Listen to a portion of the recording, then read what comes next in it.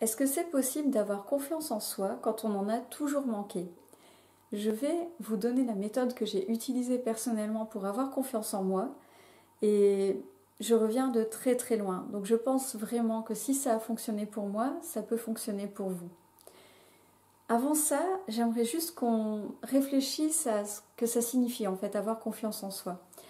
Finalement, les personnes confiantes n'ont pas de problème à être hors de leur zone de confort. Elles sont habituées à ça. Et même si elles ne savent pas si elles vont réussir ce qu'elles ont décidé de faire, elles y vont quand même. Et voilà la différence avec quelqu'un qui n'a pas confiance en lui et qui va juste se dire non, c'est trop difficile, j'ai trop peur, j'y vais pas, c'est pas grave, tant pis, je le fais pas. Le problème quand vous faites ça, quand vous restez dans votre zone de confort, c'est que vous vous empêchez de vivre beaucoup de choses, vous empêchez d'avoir des relations harmonieuses, amicales avec d'autres personnes parce que vous avez peur du jugement des autres aussi. Et surtout, vous n'osez pas réaliser ce qui est important pour vous. Et ça, c'est vraiment dommage. C'est vraiment dommage. Moi, avant, je pensais que la confiance en soi, c'était quelque chose d'inné. D'ailleurs, c'est peut-être ce que vous pensez aussi aujourd'hui. Je me disais, ok, moi, j'ai pas confiance en moi, j'ai pas eu de chance, c'est comme ça, je suis née comme ça, il faut faire avec. Ce sera comme ça à peu près toute ma vie. Et je me disais que pour surmonter ça, la seule façon d'avoir confiance en moi, ce serait par exemple de sauter en parachute. Ou alors, il y a d'autres choses qu'on nous conseille, comme le fait de serrer la main aux gens fermement, le fait de se tenir droit, le fait de parler clairement. Et tout ça, c'est vrai que c'est intéressant, mais ça ne règle pas le problème en fait. C'est vraiment pas suffisant.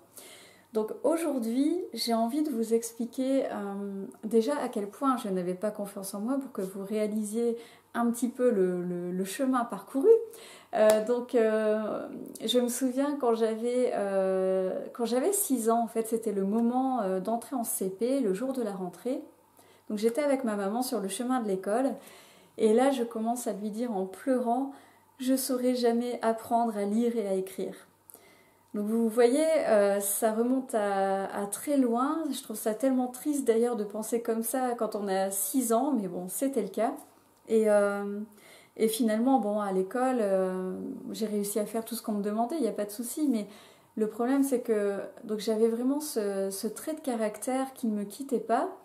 Et tout le long de ma scolarité et aussi jusqu'au début de ma vie d'adulte, j'ai eu vraiment des problèmes.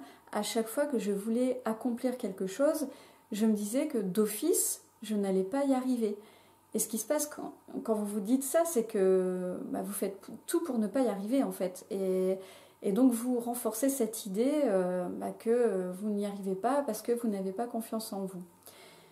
Mais un jour, en fait, je me suis dit qu'il fallait quand même que je trouve une solution à ce problème parce que quand je devais réaliser des choses importantes pour moi dans la vie, notamment comme entrer dans la vie active, j'avais recours à des méthodes qui étaient quand même un petit peu violentes. Donc je vous explique, je vous donne un exemple. Donc quand j'avais 20 ans, je suis partie du nord de la France pour travailler en Belgique. Et ça me faisait très très peur. Donc c'est un pays qui est quand même juste à côté, mais pour moi c'était vraiment un gros défi. Et je me souviens que les premiers jours, je me répétais cette phrase sur le trajet, cette phrase qui disait rien ni personne ne peut m'atteindre. Donc ça vous dit la violence en fait de ce que je ressentais, ça explique vraiment à quel point je n'avais pas confiance en moi. Et à un moment donné, je me suis dit, mais si je dois me faire violence comme ça à chaque fois que je dois faire quelque chose d'important pour moi, ça va être un petit peu compliqué quand même. Donc je me suis mise à la recherche d'une formation et j'ai trouvé une formation sur la confiance en soi. Et ce que j'ai fait, c'est une formation en ligne qui proposait plusieurs exercices, dont un exercice, c'est celui dont je vais vous parler aujourd'hui, qui est très, comment je vais dire ça, qui est très basique. Quand je vais vous l'expliquer, vous allez me dire, mais je le sais. et qui pourtant a fait ses preuves. Il s'agit d'un défi de 30 jours. Quelles sont les règles du jeu? Vous allez chaque jour faire une action qui vous sort de votre zone de confort, si possible en ligne avec vos objectifs. Quant au niveau de difficulté, il faut que ce soit challenging, mais vous devez sentir que vous êtes capable quand même de le faire. Parce qu'il faut que vous ayez envie de recommencer le lendemain quand même. Si vous n'avez pas d'objectif en tête pour le moment, je vous donne quelques idées. Donc vous pouvez changer de chemin pour aller au travail.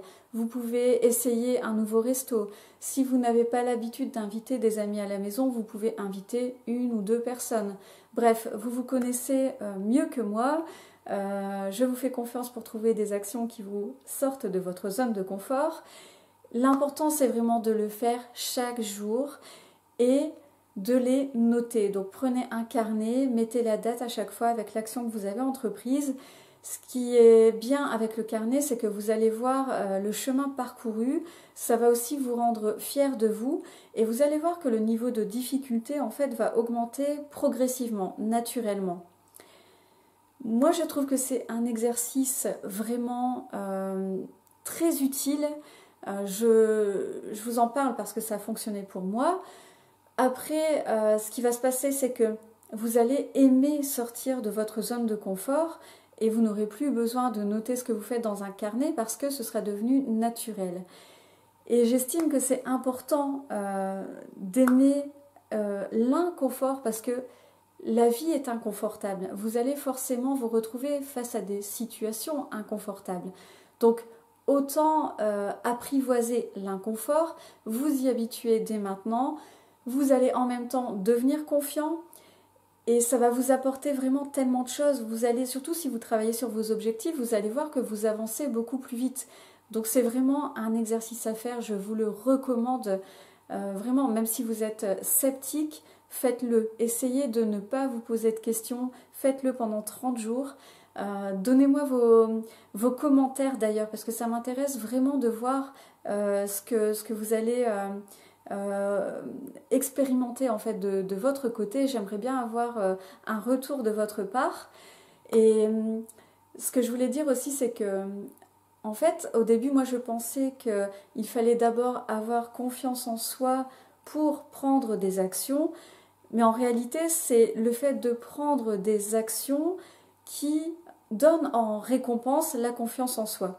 Et ça, c'est vraiment super de le découvrir parce que ça donne vraiment envie de prendre action. Donc, commencez petit, mais faites-le tous les jours, absolument. Vous me direz ce qui se passe pour vous. Moi, ça a changé ma vie, ça a transformé ma vie. Je le fais tous les jours encore, mais naturellement cette fois-ci, plus besoin de carnet. Allez-y, ça va vous apprendre à être à l'aise, donc non pas en toutes circonstances, parce que je pense que ça ne sera pas possible, mais au moins, grâce à ce défi, vous allez vous sentir capable de prendre action pour les choses qui sont importantes pour vous. C'est-à-dire que quand vous aurez décidé de faire quelque chose, alors vous n'aurez plus peur de vous lancer. Et c'est le but de l'opération. Donc allez-y, lancez-vous, faites-le et dites-moi ce qui se passe pour vous. Voilà, c'est tout pour la vidéo d'aujourd'hui. Mettez de la passion dans votre vie, personne ne peut le faire à votre place.